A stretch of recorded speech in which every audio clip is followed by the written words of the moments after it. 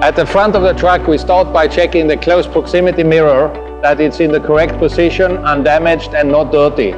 Then we look at the roof lights of the truck or on the bodywork if installed. Then we move down to the windshield, check that it doesn't have any cracks, that it's not damaged by chipping stones and etc.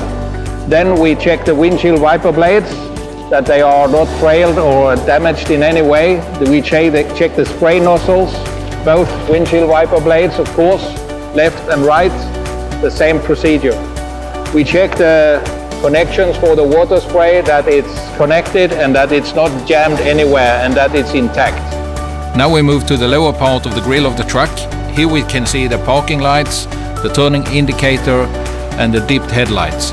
That the bumper is not damaged, that the footstep is intact and that everything is okay.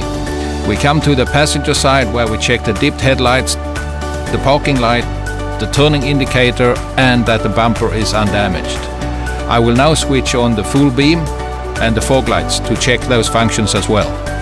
With the full beam switched on, I will check that the full beam is working and that the fog light is working and that the lenses are intact. Then I do the same thing on the passenger side. I check the full beam and the fog light. Everything is okay. We then open the front lid and secure it in place with a locking rod, like this.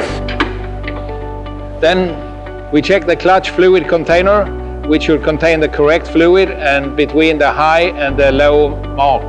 Then we check the engine coolant container. We make sure that the level is above minimum, but not over maximum. This one is 1.5 centimeter above minimum, so that is okay. So the windshield washer fluid container, you should check that the level is as close as possible to full.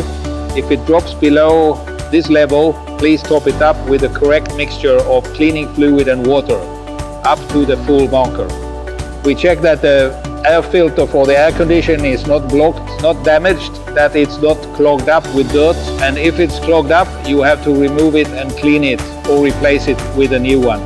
Then we check the connections, that nothing is loose for the electric cabling. This is okay. We check the windshield washer.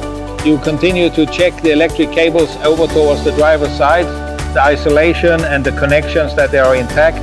You also check the linkage for the driver's side wiper blade and that it's in position and there is no free play.